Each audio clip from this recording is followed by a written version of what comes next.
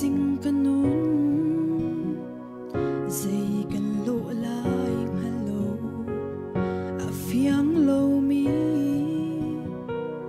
nun nak lam thuan kan zu ro nak buai nak long atam mi voleya kai chan o ka tha lâu mi vole am hun lâu mi lei chung nok nak na hi mai pat nak chu da na ni azul to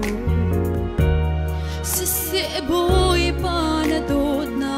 hi kam hal ko na kut chung ka sa ka na nga vai la ma mi sual kai cha nun nak pe in ling lu chin an chin nan ha ka fe in an chu